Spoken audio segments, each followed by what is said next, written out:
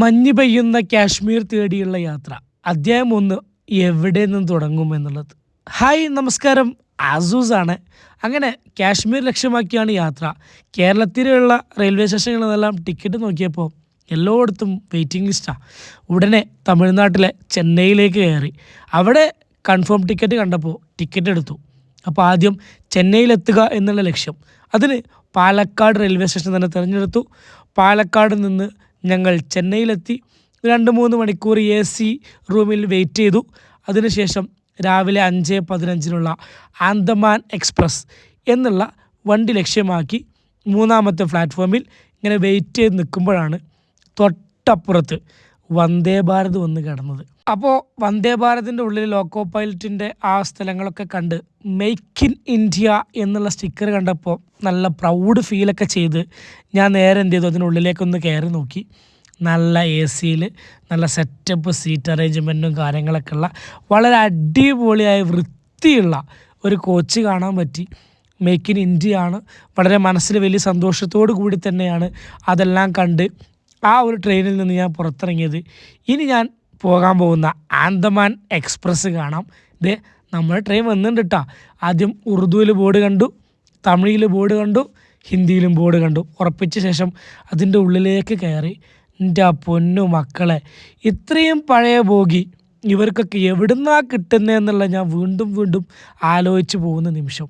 കാരണം എന്താണെന്നറിയോ, 52 മണിക്കൂറോളം ഞാൻ ചിലവഴിക്കേണ്ടത് ഈ ട്രെയിനിലാണ്.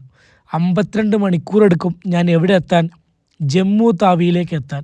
ചെന്നൈയിൽ നിന്ന് ജമ്മു താവിയിലേക്ക് ഡയറക്റ്റ് പോകുന്ന ട്രെയിനാണ്. ഡൽഹി വഴിയാണ് 52 മണിക്കൂർ. 920 രൂപയാണ് സ്ലീപ്പറിന് ഞങ്ങൾക്ക് ആയത് കേട്ടോ. അപ്പോൾ നിങ്ങൾക്ക് എല്ലാവർക്കും അറിയാം, ട്രെയിനിൽ ഞാൻ അധികവും ഫുഡ് ബ്രെഡ്, പഴം, ബിസ്ക്കറ്റ് അങ്ങനെയുള്ള കാര്യങ്ങളായതുകൊണ്ട് തന്നെ ഞങ്ങളെ ഈ 52 മണിക്കൂറിലെ ഫുഡിങ് ഏകദേശം 2 നൈറ്റും ബാക്കി കാര്യങ്ങളൊക്കെ ഫുഡിങ് ഇങ്ങനെയൊക്കെ തന്നെയായിരുന്നു. പിന്നെ ഓരോ റെയിൽവേ സ്റ്റേഷനിൽ അത് 60 സ്റ്റോപ്പ് ഉണ്ടെന്ന് പറഞ്ഞല്ലോ, ഓരോരുത്തർ നിർത്തുന്നു, പേര് വായിക്കുന്നു, എന്താ നോക്കുന്നു, അങ്ങനെയൊക്കെ നോക്കുക. അതിൽ മനസ്സിലാക്കിയൊരു കാര്യം എന്താണെന്നറിയോ, ആന്ധ്രാപ്രദേശിലൊക്കെ ആളില്ലാത്ത റെയിൽവേ സ്റ്റേഷനാണെങ്കിൽ പോലും 4-5 പാളങ്ങളും നല്ല വിസ്തൃതിയുള്ള സ്ഥലങ്ങളുണ്ട്. നമ്മുടെ കേരളത്തിൻ്റെ അവസ്ഥ എന്താ? അങ്ങനെ ഒരുപാട് ഞാൻ ആലോചിച്ചു. കാരണം നല്ല ആളുകൾ തിങ്ങിപ്പാർക്കുന്ന വരുന്ന റെയിൽവേ സ്റ്റേഷനാണെങ്കിൽ പോലും ഇത്രത്തോളം ഒരു കംഫേർട്ട് ഉണ്ടെന്ന് എനിക്ക് തോന്നിയില്ല. ഇവിടെ പണികളൊക്കെ ഇങ്ങനെ തകൃതിയായിട്ട് ഓരോ റെയിൽവേ സ്റ്റേഷനിൽ നടക്കുന്നതായിട്ട് കണ്ടു. കേരളത്തിലെ റെയിൽവേ സ്റ്റേഷന് ചില പരിമിതികളുണ്ടോ എന്നെനിക്ക് തോന്നിപ്പോയ ഒരു നിമിഷം കൂടിയായിരുന്നു അത്.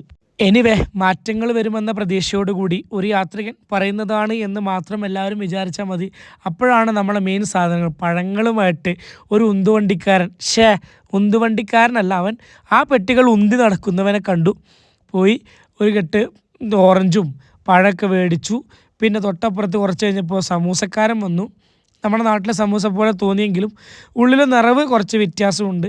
അങ്ങനെ ആ സമൂസയൊക്കെ മേടിച്ച് മാക്സിമം 52 മണിക്കൂർ ഞങ്ങളിങ്ങനെ മൊബൈലിലും ഇതൊക്കെ കളിച്ച് സമയം ചിലവഴിച്ച് മുന്നോട്ട് പോവുകയാണ്. ചില റെയിൽവേ സ്റ്റേഷനുകൾ കാണാൻ നല്ല ഭംഗി തോന്നാറുണ്ട് കേട്ടോ.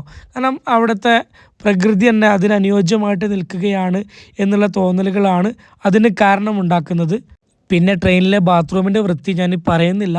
കാരണം ഒരു 10 എണ്ണം കയറിയാൽ ഒന്ന് നല്ലത് കിട്ടിയാൽ കിട്ടി എന്ന് മാത്രം. അതിനിടയിലാണ് 2 ദിവസം ക്ലീനിങ്. ഇതേ ആർക്കോ വേണ്ടി ചെയ്യുന്ന ക്ലീനിങ്. നിവർത്തിയില്ല, അനുഭവിച്ചേ മതിയാവൂ. ഇതെന്താ പാറ്റയാണെന്ന് തോന്നുന്നു. ലഗേജുകൾക്കിടയിലൂടെ ഓടി നടക്കുന്നുണ്ട്. അങ്ങനെ 1-2-3 ദിവസത്തെ യാത്രയ്ക്ക് ശേഷം ഞങ്ങൾ ജമ്മു താവിയിലേക്ക് അടുക്കുകയാണ്.